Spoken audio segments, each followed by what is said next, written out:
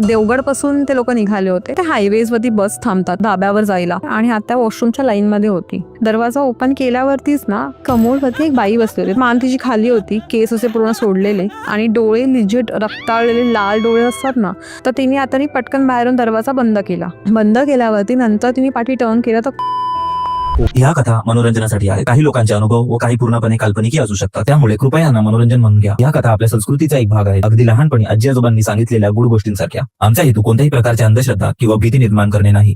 तर ती गावी गेली होती आत्या आणि माझे काका. तर ते लोकांना तिकडनं येताना ना मुलींना जे प्रॉब्लेम झाले मेन्स्ट्रुअल प्रॉब्लेम्स, तर ते झालं होतं आत्याला. तर माझी आजी तेव्हा बोलली होती की तुम्ही इतक्या लवकर जाऊ नका म्हणून, लेट दिस गो आणि मग तुम्ही त्याच्यानंतर जा काही दिवसांनी, पिरियड संपल्यावर. येस. तर आत्या वॉज लाईक की सिन्स काकांना ऑफिस वगैरे जॉईन करायचं होतं, तर मग ते बोलले की नाही म्हणून आय हॅव टू गो करून आम्हाला आताच निघावं लागेल कारण ऑलरेडी जास्त सुट्ट्या मिळत नाही आपल्याला. सो मग ते लोक निघाले आणि मध्ये मग आजीनी हे पण सांगितलेलं की तुम्ही लोक जाल तर तुम्ही कुठे थांबू नका. आता त्यांनी पर्सनल कारच केली होती त्यांची, असं नाही की म्हणजे कुठे बसनी गेले होते किंवा काही, असं पण नाही, प्रायव्हेट कारने गेलेले. तर माझ्या आजीनी सांगितलं त्यांना की तुम्ही जाल तर कुठे थांबू नका आणि जर कुठे थांबलात तर मेक शुअर की तुम्ही तिकडनं पटकन निघाल आणि अशा एरियाकडे थांबा जिथे माणसांची वर्दळ जास्त असेल करून. तर तरी पण हे लोक निघाले आणि एका इथे थांबले, म्हणजे हॉटेलच्या इथे थांबले, जेवले वगैरे व्यवस्थित आणि तिथे मग ते हायवेजवरती बस थांबतात हॉटेलचा धाब्यावर जायला. तर तसं तिथे थांबले होते आणि आत्या वॉशरूमच्या लाईनमध्ये होती. आता आत्याच्या समोर सुद्धा भरपूर लेडीज होत्या ज्या वॉशरूममध्ये जाऊन आल्या वगैरे सगळं झालं. आत्या was the last one to go in. ती आतमध्ये तिने दरवाजा ओपन केला. दरवाजा ओपन केल्यावरतीच ना म्हणजे कमोड होतं, ठीक आहे, आणि कमोडवरती एक बाई बसली होती. तर आत्या थोडीशी गांगरली की सगळीच जण बाहेरनं जाऊन आले आणि आता लास्ट होती आणि आत्यानी सेकंडली कोणाला जाताना बघितलं नव्हतं परत. तर तेव्हा ती बाई होती ना आणि ती थोडीशी वियर्ड, म्हणजे आत्या बोलली हे फ्रॅक्शन ऑफ म्हणजे 5 सेकंड्समध्ये हे सगळं झालं असेल. पण झालं असं की ती बाई होती ना ती फुल व्हाईट साडी आणि पूर्ण म्हणजे मान तिची खाली होती, केस असे पूर्ण सोडलेले, ऑइली, पाणी वगैरे केसात न गळते असं. आणि आत्या बोलली की सगळ्यात आधी मी जर काय ऑब्झर्व केलं असं तर तिची नखं ऑब्झर्व केली, जी प्रचंड मोठी काळी सडलेली. आणि जसं आत्यानी डोर ओपन केला तसंच तिने आत्याकडे वर बघितलं आणि डोळे लिजिट रक्ताळलेले लाल डोळे असतात ना तसे डोळे. तर तिने आत्याकडे बघितलं आणि ती पूर्ण असं हाताने असं पकडायला होतो ना आपण एखाद्याला, तसं आत्याकडे ती पकडायला गेली आणि तसं मग आत्याला समजलं नाही तर काय करायचं. तर तेव्हा तिने तिच्याकडे म्हणजे एक पाऊल आत एक पाऊल बाहेर आत्याचं, तर तिने आत्याने पटकन बाहेरून दरवाजा बंद केला.